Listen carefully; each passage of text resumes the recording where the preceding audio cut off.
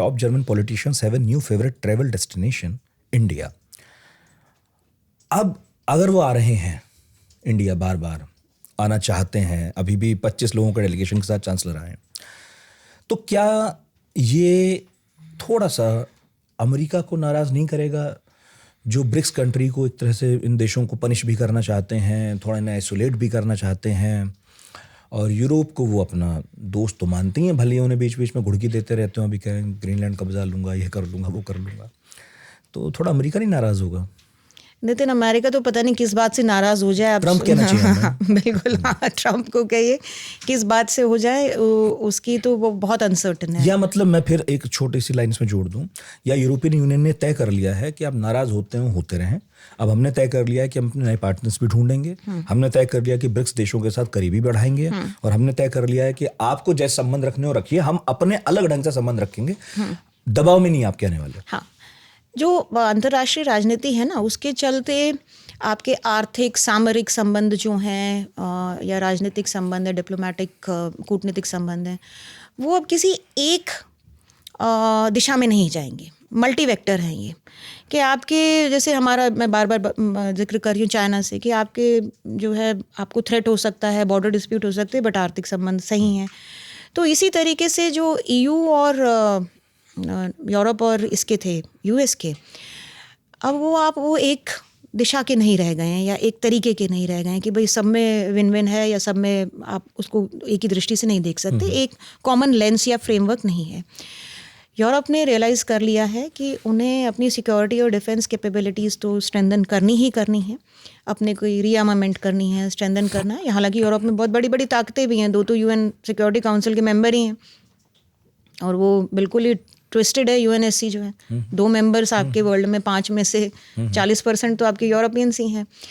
तो एक तो ये करना है, दूसरा है आपका आर्थिक मुद्दे। तो फिर वही बात है कि यूरोपियन यूनियन के लेवल पे भी रिलेशंस जो हैं इंडिया के स्ट्रॉन्ग हैं, और इंडिविजुअल मेंबर स्टेट्स के साथ भी स्ट्रॉन्ग हैं। तो आपको सबके साथ भी चलना है, बट आपको अपने को भी ऐसे लेकर चलना है कि आप नेविगेट कर सकें जो अनसर्टेनिटीज़ हैं, पॉलिटिकल या इकोनॉमिक या सोशल आपके सामने आती हैं। अब जैसे यूक्रेन देख लीजिए, यूक्रेन जो है 4 साल से ऑलमोस्ट जो है वॉर में है। अकेला तो उसके पास इतनी क्षमता नहीं थी कि वो रशिया से इतने लंबे समय से लड़ सके, पर कोई आके प्रत्यक्ष रूप से मदद भी नहीं कर रहा है, बट पीछे से सप्लाईज भी हैं। तो कहीं ना कहीं यूक्रेन अलग थलग भी पड़ा है। ट्रम्प बुलाते हैं उन्हें, फिर उनके सूट पे और कोट पे ही बात करके एक इंटरनेशनल मीडिया, यूरोप उसको सहारा देता है, यूरोप सहारा देता है, बिल्कुल देता है, क्योंकि यूरोप को पता है कि अगर सहारा नहीं दिया तो रशिया जिस तरीके से एनबोल्डन हो सकता है, तो ये कल को आपके साथ भी हो सकता है। फिर मैं ये भी पूछूंगा कि क्या भारत को भी ये संशय नहीं होना चाहिए, ये संभावना नहीं होनी चाहिए, ये डर नहीं होना चाहिए कि इससे रूस भी नाराज होगा, क्योंकि हम जर्मन्स के करीब जा रहे हैं, या फ्रांस के भी करीब जा रहे हैं, यूरोप के करीब जा रहे हैं?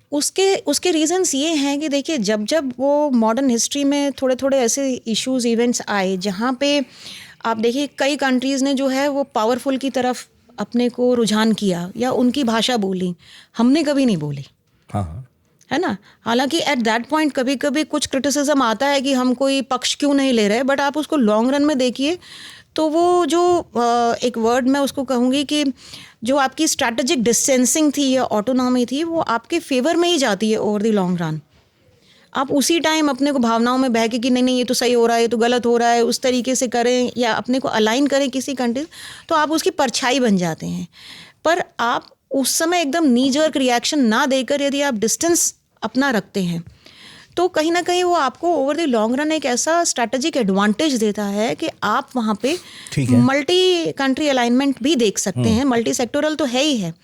तो जैसे यूक्रेन के साथ हुआ, US ने कहा कि भाई जो है रशिया को सैंक्शंस कीजिए, EU ने किया। EU में भी कई आवाज़ें अलग अलग थी, ऐसा नहीं है कि वो पूरी की पूरी सब कोई खिलाफ थे, सब कोई खिलाफ थे, उसमें भी अलग आवाज़ें थी। जो नियर में थे वो थ्रेट के अंदर बेचारे सकम भी कर रहे थे और थोड़ा इंडिपेंडेंट भी रहना चाह रहे थे।